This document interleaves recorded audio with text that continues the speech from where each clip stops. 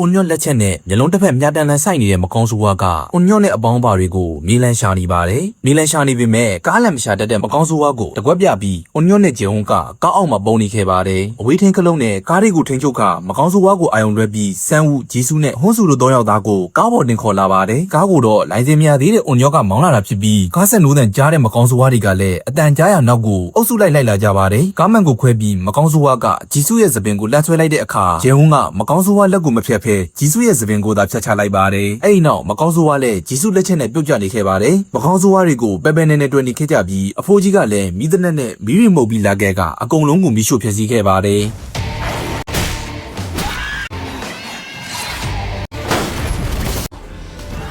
ဒူရှိတို့ဘက်မှာတော့စူယုံကမကောင်းဆိုးဝါလက်ထဲပါသွားပြီးကိုကရမတ်ဖြစ်နေပါတယ်။အခန်းထဲမှာတော့တကူကောင်းသမားတွေကတကားကိုအတင်းပိတ်နေကြပြီးသွားခဲ့ခြင်းတဲ့အဖွဲ့နဲ့မသိကျင်အောင်ဆောင်နေမဲ့အဖွဲ့ဆိုပြီးနှစ်ဖွဲ့ကွဲနေခဲ့ပါတယ်။ယူရီနဲ့အွန်ယူကတော့သွားခဲ့မေဆိုကအတင်းထွက်လာခဲ့ကြပြီးလင်းကျင်ထားတဲ့အတိုင်းမလုပ်တဲ့လူတွေကိုအွန်ယူကစုနေခဲ့ပါတယ်။ထောင်ချောင်းမှာမိနေတဲ့မကောင်းဆိုးဝါကဟန်ချက်ပြက်ပြီးရုံးစုလွတ်လာပါတယ်။ဒူရှိကတော့ရုံးစုကိုကယ်ရင်ခြေထောက်ကိုပင့်ကူလက်နဲ့ထိုးပေါက်တာခံရပါတယ်။ဒူရှိကပြန်ခုခံနေပြီးယူရီနဲ့အွန်ယူကတော့ထောင်ချောင်းရဲ့ဂျိုးကိုလာဆွဲတင်နေကြပါတယ်။လင်းကျင်ထားသလိုပြုလုပ်ကြပေမဲ့ဒူဟုတ်မနေတဲ့မကောင်းဆိုးဝါကအရန်နေခဲ့ပြီးနှစ်ယောက်သားလည်းမနိုင်ဝင်ထမ်းနေရပါတယ်။အဲ့ဒီနောက်အမျိုးသမီးအပေါင်းကကူပြီးဝိုင်းဆွဲပေးကြတဲ့အတွက်မကောင်းဆိုးဝါလည်းလေထဲကိုမြောက်နေခဲ့ပြီးရုံးစုကဘုံတလုံးနဲ့ဝင်ပစ်ခအဆုံးတက်ပေးလိုက်ပါတယ်။ဒါပေမဲ့မကောင်းဆိုးဝါကအခြားတစ်ဖက်ပဲပျက်စီးသွားခဲ့တာဖြစ်ပြီးပြန်တိုက်ခိုက်တော့မဲ့မကောင်းဆိုးဝါကိုဟွန်းစုကဂျားတွေကဝင်ပြီးလျှက်စစ်ရှော့တိုက်ခအခုခံပေးပါတယ်။မကောင်းဆိုးဝါကဟွန်းစုအပေါ်လဲကျသွားပြီးနှစ်ကောင်သားလည်းလျှက်စစ်ရှော့တိုက်ထားတာကြောင့်ဓာတ်လိုက်နေကြပါတယ်။နောက်တော့မကောင်းဆိုးဝါလည်းအဆုံးတက်သွားပြီးဟွန်းစုကတော့ဘာမှမဖြစ်သလိုထားထွက်လာပါတယ်။ဒီတန့်ကန်စီသွားနေတဲ့ဟွန်းစုကိုကြည့်ပြီးဒီလိုပိတ်လောင်ထားမယ်ဆိုရင်လည်းဘာလို့ခုနကကဲခဲ့တာလဲဆိုပြီးမေးခွန်းထုတ်နေရပါတယ်။လူတွေအားလုံးကလည်းဟွန်းစုအပေါ်ထားတဲ့သဘောထားအမြင်တွေစတင်ပြောင်းလဲလာခဲ့ပြီးဖြစ်ပါတယ်။အဲ့ဒီနောက်အွန်ညော့ကလည်းအပြင်မှာနေဖို့ရွေးချယ်ခွင့်ပေးလိုက်ပေမဲ့ဟွန်းစုကတော့တီးတန့်ကန်ထဲမှာပဲနေဖို့သာဆုံးဖြတ်ထားပါတယ်။ဂျင်ဟွန်းတယောက်ကတော့လက်ကျိုးသွားခဲ့ပြီးယူရီကတော့သူ့ရဲ့တာဝန်အတိုင်းအကုန်လုံးကိုကုသပေးနေရပါတယ်။ထုံးစံအတိုင်းအွန်ညူကတော့ဘေးနာကပတ်ညွန်နေပြီးနှောက်ယှက်နေပြန်ပါတယ်။ဆရာကြီးဆန်းဦးကတော့အထာကြကြဆေးတိတ်တောက်နေခဲ့ပြီးယူရီကတော့အနားကိုရောက်လာခဲ့ကကိုဘာသာကုဆိုပြီးဆေးကိုလာပေးပါတယ်။ယူရီတယောက်မနေနိုင်တဲ့အစုံလိမ့်လိမ့်မာမာနေဖို့ဝင်ဆုံးမနေရပါတယ်။ရှင်သန်ခြင်းစိတ်ပျောက်ဆုံးနေတယ်ဆိုရင်တောင်အသက်ရှင်မှုရုန်းကန်နေတဲ့လူတွေရှိမှ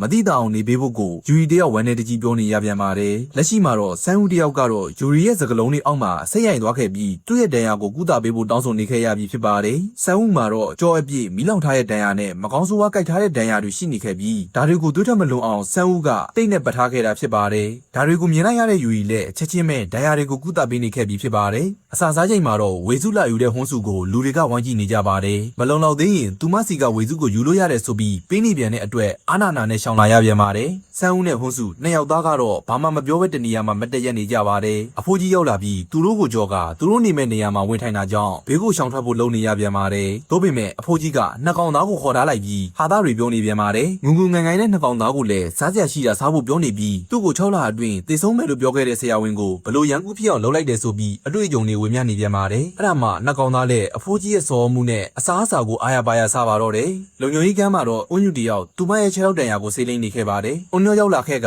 အစာစားဖို့လာပေးနေခဲ့ပြီးညမဖြစ်သူကိုပတ်တီးစီးပေးနေပြန်ပါတယ်။အခုဖြစ်သူရဲ့ဂိုင်းကျိုးနေတဲ့မျက်မှန်ကိုမြင်တဲ့အွန်ယူကလည်းတိတ်နဲ့ဘက်ကပြန်ပြင်ပေးနေခဲ့ပါတယ်။မမြင်မဆန်းနဲ့တွေ့လိုက်ရတာကတော့ညီမဖြစ်သူရဲ့မျက်လုံးထဲမှာမျက်ရည်တွေပြည့်နေခဲ့ပြီးငိုနေတာကိုအွန်ညောတွေ့လိုက်ရပါတယ်။အွန်ယူထွက်သွားတော့အွန်ညောတယောက်တွေ့သားတော်ဆိုင်ရုံမဟုတ်ဘဲသူ့အပေါ်စိတ်ပူနေသေးတယ်ဆိုတဲ့ခံစားချက်ကြောင့်ပီတိတွေဖြစ်နေပါတော့တယ်။အခုဆိုရင်ကလေးတွေလည်းအရင်လိုကစားမနေတော့ပဲမကောင်းဆိုးဝါးကိုတိုက်ခိုက်ဖို့လက်နက်လုပ်ပေးဖို့တောင်းဆိုနေခဲ့ကြပြီးဖြစ်ပါတယ်။ဘဲတဲ့ဘွေကတော့3ရက်တစ်ခါမှရေချိုးရမယ်ဆိုတဲ့စီကန်းကိုဖောက်ဖျက်ပြီးရေခိုးချုံနေပါတယ်။ခဏအကြာမှာတော့ရေထွက်မလာပဲရွှွန့်ရည်တွေသာထွက်လာပါတော့တယ်။အွန်ညော့ကလည်းရေကိုခြေတာခဲ့ပေမဲ့အခုလိုခံမှန်းထားတာထက်စောစောပြတ်သွားခဲ့တဲ့အတွက်စိတ်ပြက်နေခဲ့ပါတယ်။ဒူရှစ်ကလည်းမျက်မှန်ပြင်ပေးရမလားလို့မေးတော့ပြုံးပြုံးကြီးနဲ့ဒီပုံစံကိုသဘောကျတယ်ဆိုပြီးပြင်ပေးမဲ့ဟာကိုညင်းနေပါတော့တယ်။အခုလဲနှစ်ယောက်သားမြေအောက်ထက်ကိုသွားကြမှာဖြစ်ပါတယ်။မြေအောက်ထက်မှာတော့ဆရာကြီးတွေကခွင့်ပြုချက်မရှိပဲဝင်ကျင်တိုင်းဝင်ထွက်ကျင်တိုင်းထွက်နေကြပြီးအွန်ညော့ကတော့ရုပ်တီကြီးနဲ့တယောက်တည်းသွားလာတာတွေမလုပ်ဖို့နဲ့စင်ကျင်ပေးဖို့ပြောနေပါတော့တယ်။တကယ်တော့ဒူရှစ်နဲ့အွန်ညော့ကမြေအောက်ထက်မှာထားတဲ့ကားကိုလာပြင်တာဖြစ်ပြီးအရင်လိုအချိန်မရှိတော့ပဲအားလုံးမတည်သွားခင်ဒီနေရာကအမြန်ထွက်နိုင်အောင်လုပ်ရမှာမို့မြန်ပြင်ပေးဖို့ဒူရှစ်ကိုအပူကတ်နေပါတယ်။ဒီလိုပြောဆိုနေတာတွေကိုလူတစ်ယောက်ကကြားတော့ခဲ့ပြီးတန်တရားတွေဝင်ကအထင်လွဲနေပါတော့တယ်။ဒေါ်ကြီးကတော့အပြင်ကနေယူလာတဲ့ပါဆယ်တုပ်တွေကိုပန်ရှင်နေစီပြန်ပေးနေခဲ့ပြီးပါဆယ်တုပ်အများစုကသူ့ပစ္စည်းတွေဖြစ်နေတာကြောင့်လူတွေရှေ့မှာအာနာနေရပြန်ပါတယ်။အဲ့ဒီနောက်အထုပ်တစ်ခုကိုကြည့်ပြီး မျက်နှာပြတ်သွားသလိုဘဲတဲ့ပွေကယူပြီးပြဿနာရှာတော့အဲ့ဒါကစိုးရီကြောင်ရဲ့တေးဆုံးသွားတဲ့ခင်မုံလောင်နန်ဆန်ဝန်းရဲ့ပစ္စည်းဆိုတာကိုသိလိုက်ရပါတယ်ဒီလိုနဲ့အဆောက်အဦတွေကလူတွေကလည်းဤကြောင်အတွက်စိတ်မကောင်းနေဖြစ်နေပြီးဘယ်များရောက်နေမလဲဆိုပြီးသတိရနေကြပါတယ်ဤကြောင်တယောက်ကတော့စစ်တပ်ရဲ့ဖမ်းဆီးတာကိုခံထားရပါတယ်ဝန်းစုကိုလည်းစစ်တပ်ကအထူးကူဆက်သူလို့ခေါ်ပြီးသူ့လိုလူတွေအများကြီးရှိပေမဲ့မကောင်းဆိုးဝါးဖြစ်တာတို့စိတ်ပထင်းနိုင်တာတို့ဖြစ်ပြီးတေးဆုံးသွားကြပါတယ်ဝန်းစုလိုအထူးကူဆက်သူတွေကလူသားမျိုးနဲ့အတွက်မျောလင်းချက်တစ်ခုဖြစ်တာကြောင့်ဤကြောင်ကိုကူညီပေးဖို့အဝေးထင်းအချက်ပြကိရိယာတစ်ခုပေးပြီးအချက်ပြဖို့ကန့်လန့်လာခဲ့ပါတယ်။အွန်ညိုလို့ပြောတဲ့စကားတွေကိုကြားလာတဲ့လူကတော့ထင်းချိုရီခန်းထဲကစာရွက်စာတမ်းတွေကိုစစ်ဆေးနေပြီးအထဲမှာလူနည်းစုပဲလှုပ်ရှားဖို့အစီအစဉ်ဆွဲထားတာကိုတွေ့လိုက်ရပါတယ်။စားစရာတွေကိုသိသိနေကြတဲ့အွန်ညိုတို့အဖွဲ့စီထိုလူရောက်လာပြီးသူ့ကိုပါအဖွဲ့ထဲမှာလှုပ်ရှားခွင့်ပြုဖို့တောင်းဆိုပါတယ်။ပြောလို့မရတဲ့အဆုံးဓာတ်ထုတ်ပြီးတောင်းကျမ်းတော့ဂျေဟုံးကဝန်ထမ်းနေရပြီးတားများတဲ့အခါဆန်ဦးကဝန်တီးပါတော့တယ်။အင်အားမရှိတွေးတောနိုင်စွမ်းမရှိထူးထူးခြားခြားလှုပ်ဆောင်နိုင်စွမ်းမရှိတဲ့ထိုလူဟာမနိုင်တဲ့အဆုံးလူတွေကြားထဲမှာရှက်ကြီးတငင်ကိုပါတော့တယ်။အဲ့ဒီအချိန်အဖိုးကြီးထွက်လာပြီးတင်မာမကြောက်ဖို့နဲ့ကြောက်ပြီးရှောက်လို့နေတဲ့လူတွေသာအရင်တင်မာဆိုပြီးတရားချနေပါတော့တယ်။စိတ်နဲ့လူနဲ့ကပ်ပြီးကိုယ့်အသက်ကိုကာကွယ်စမ်းပါလို့ပြောမှ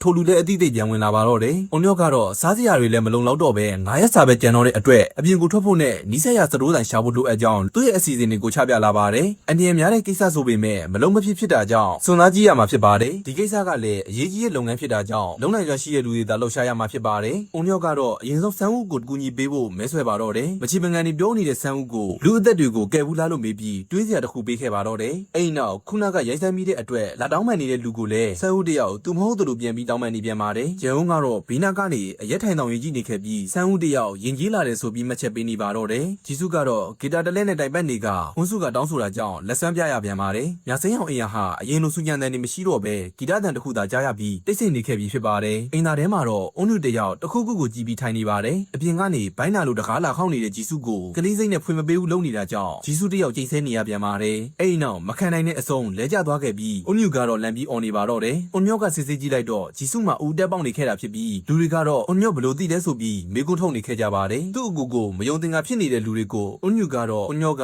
ဈေးကြောင်တက်ခဲ့ကြောင်ပြောပါတော့တယ်။ဦးတက်ပေါက်တာကစိုးရင်ရပြီးဘက်တီးရီးယားတွေကခန္ဓာကိုယ်အနှက်ပြတ်သွားပြီးနောက်ဆုံးမှလူနာကသေဆုံးသွားမှာဖြစ်ပါတယ်။ဂျုံကခွဲစိတ်ကြည့်ဖို့ပြောပေမဲ့အွန်ညော့ကတော့လုံနိုင်စွမ်းမရှိဖြစ်နေပါတယ်။အွန်ညူကမရရအောင်ကူတာပေးဖို့ပြောနေတာကြောင့်အွန်ညော့ခွဲစိတ်ကြည့်ဖို့ဂျီစုကိုတိုင်ပင်ရပါတော့တယ်။ဂျီစုလည်းဘာမှမလုပ်ဖက်ဒီတိုင်းထိုင်နေတာထက်စာရင်ခွဲစိတ်ကြည့်ဖို့သဘောတူညီလိုက်ပါတယ်။ခွဲစိတ်မှုလုပ်ဖို့မေစေးပိုးသက်စေးစားနဲ့ခွဲစိတ်ကိရိယာတွေလိုပါတယ်။ဂျုံကသူ့သွားယူပေးမယ်လို့ပြောပေမဲ့ဆန်ဦးရောက်လာပြီးဂျုံရဲ့လက်ရှိအခြေအနေအရဝင်ထုတ်ဝင်ဖို့ဖြစ်တာကြောင့်သူ့သွားမယ်လို့ဆိုပါတယ်။ဂျူရီကလည်းခွဲစိတ်ကိရိယာတွေကိုသူမှသာသိလို့သူမှပါလိုက်ခဲ့ခြင်းကြောင့်ပြောပါတော့တယ်။ဒီလိုနဲ့အစီအစဉ်အတိုင်းလှုပ်ဆောင်ကြပြီးရေးဖို့ခွဲစိတ်ကန်လုပ်ခအွန်ညော့ကတော့စာပြန်ကျက်နေရပါတော့တယ်။ဆန်ဦးနဲ့ယူရီကကားပေါ်မှာစောင့်နေကြပြီးဟိုးစုကိုအွန်ညော့ကမှားစရာရှိတာမှာပါတော့တယ်။ပြဿနာတစ်ခုခုကြုံလာရင်ဆေးရုံကိုတန်းသွားဖို့နဲ့ခုအချိန်မှာဂျီစုကိုကယ်ဖို့ကဦးစားပေးဖြစ်ကြောင်းပြောပါတော့တယ်။ဘာမှမလုပ်ပေးနိုင်တဲ့ဂျေဟုံးကတော့ဂျီစုနဲ့အတူအာလူဖုန်နေပါတယ်။ဓာတ်ကန်ခဲ့တာအနှစ်30ရှိပြီဖြစ်ပြီးတနေ့သားအရွယ်ကလေးကကန်ခဲ့တာဆိုပြီးဟာလာတွေပြောနေပါတယ်။ဂျီစုကတော့တနေ့ပြည်လုံးကအချစ်မြင်ကန်ခဲ့တာလို့ဆိုကမှ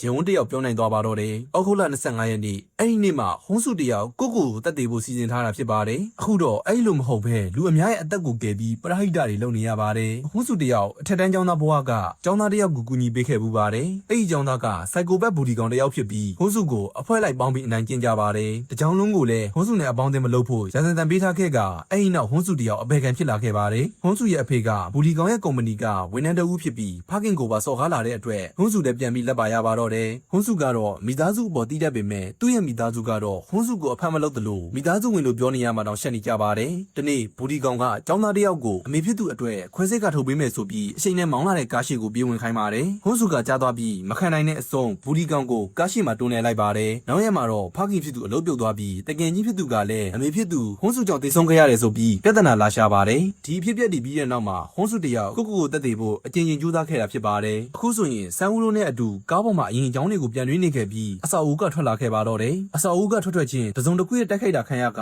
ကားလည်းအဝေးကိုလိမ်သွားပါတော့တယ်။ဒီနေရာလေးမှာပဲအပိုင်းခွန်ကပြီးဆုံးသွားပါတယ်။နောက်ရက်မှာတော့အပိုင်းရှိကိုဆက်တင်ပေးပါမယ်။ Like follow subscribe လေးလုပ်ပြီး comment တစ်ခုခုမှန်းခဲ့ပေးကြပါအောင်။ share ပေးခဲ့ကြပါအောင်။ကျေးဇူးအများကြီးတင်ပါတယ်။